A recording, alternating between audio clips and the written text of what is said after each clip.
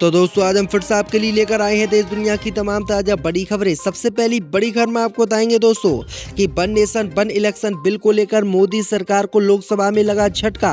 Voting के दौरान गैर हाजिर रहे बीजेपी के 20 सांसद, पार्टी को नहीं मिला बहुमत। मोदी सरकार के लिए वन नेशन वन इलेक्शन को लेकर बड़ा झटका।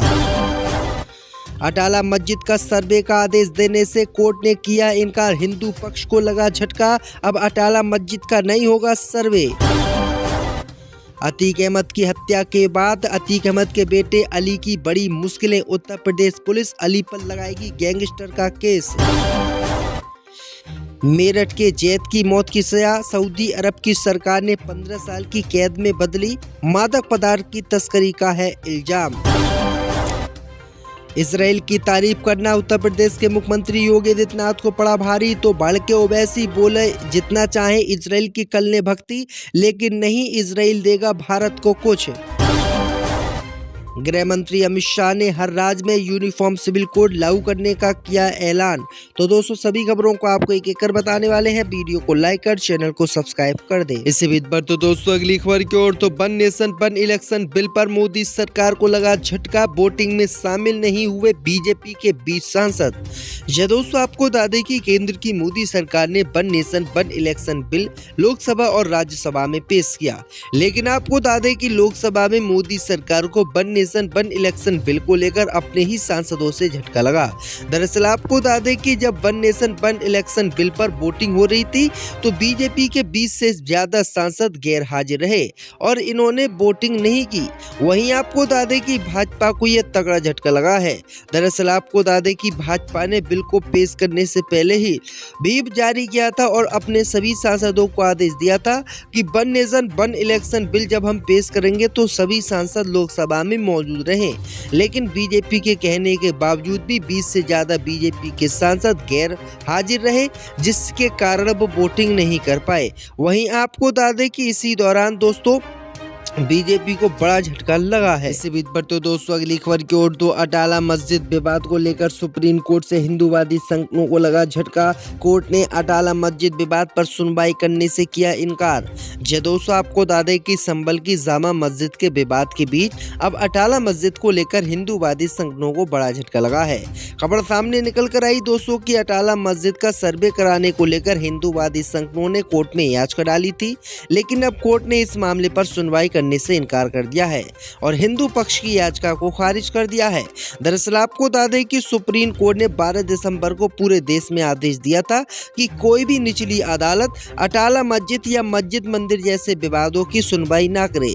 इसके बाद अटाला मस्जिद विवाद की सुनवाई करने से जौनपुर कोर्ट ने इनकार कर दिया। हिंदूवादी पक्ष अटाला मस्जिद का सर्वे कराना चाहता था और यहां पर मंदिर होने का दावा कर रहा था, लेकिन फिलहाल जौनपुर कोर्ट ने इस मामले पर सुनवाई करने से इनकार कर दिया है। इस पर तो दोस्तों अगली खबर की ओर, तो अतीक अहमद की हत्या के बाद बड़ी बेटे की मुसीबत, अली पर लेगा गैंगस्टर का केस। जब दोस्तों आपको बता दें कि उत्तर प्रदेश के इलाहाबाद के पूर्व सांसद अतीक अहमद की हत्या के बाद अतीक अहमद के बेटे अली समेत 10 लोगों की मुश्किलें उत्तर प्रदेश पुलिस ने बढ़ा दी हैं। दरअसल आपको बता दें कि करेली पुलिस अब इन लोगों के खिलाफ गैंगस्टर एक्ट के तहत मामला दर्ज करने जा रही है। इसके तहत आरोपियों की अवैध संपत्तियों को कुर्क करने की कार्रवाई भी होगी। पुलिस की रिपोर्ट में अली के अलावा उसके साथी सैफ माया, आरिल कचौली, तालिब कुल्लू और अन्य शामिल हैं। करेली पुलिस ने अली और सैफ माया के खिलाफ सबसे पहले रंगदारी के मामले में शिकंजा कसा था। आरोप था कि अतीक के कहने पर अली अपने साथियों के साथ बुलेयर लेकर करेली के जीसान के प्लांट पर पहुंचा था।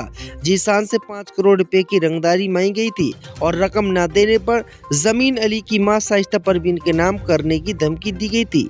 इस दौरान हुई झड़प में पुलिस ने सैफ माया समेत 2 लोगों को तमंचे के साथ गिरफ्तार किया था।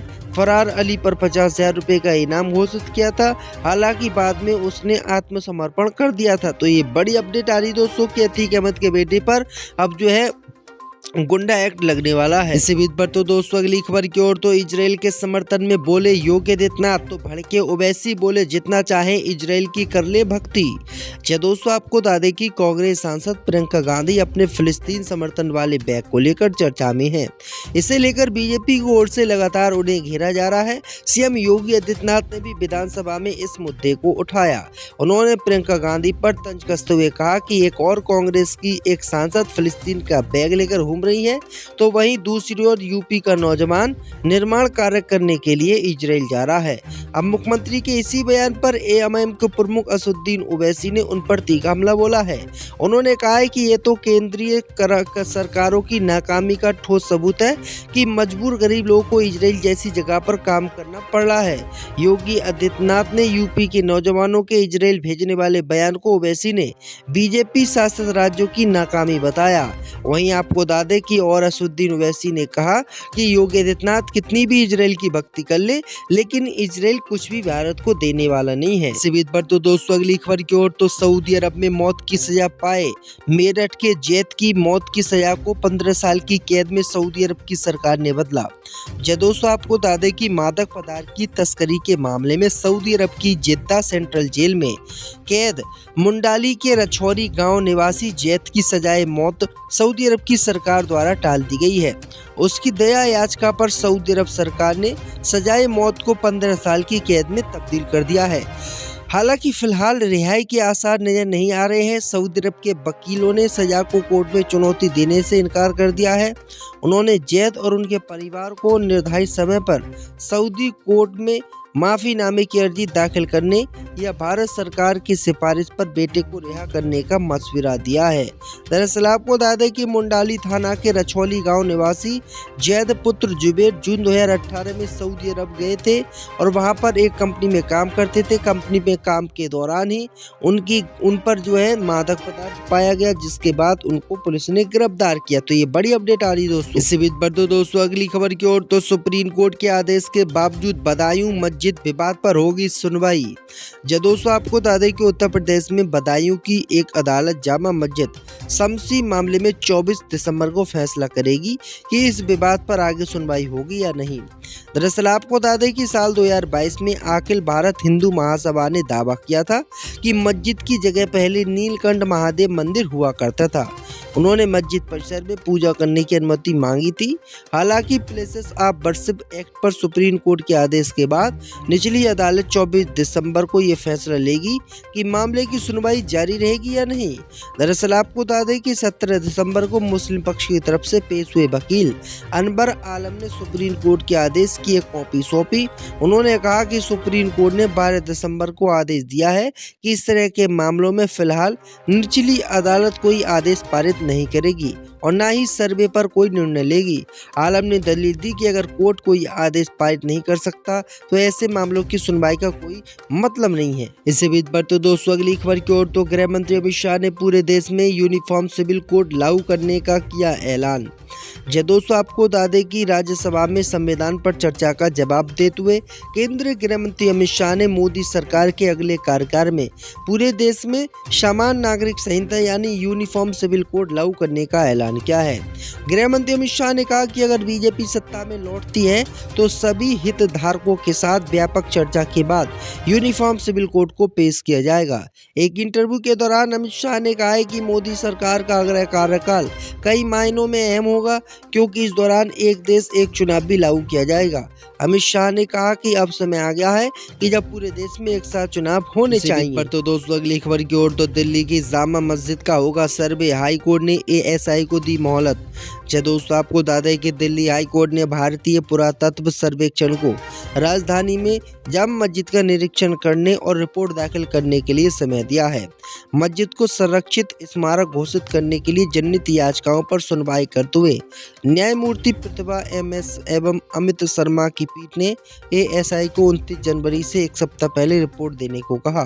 पीठ ने 11 दिसंबर को अपने आदेश में कहा कि 23 अक्टूबर 2024 के आदेश के अनुसार सर्वेक्षण निरीक्षण किया जाए और सुनवाई की अगली तारीख से कम एक सप्ताह पहले मामले में मौजूद सभी पक्षों को अग्रिम प्रतियों के साथ एक रिपोर्ट दाखिल की जाए।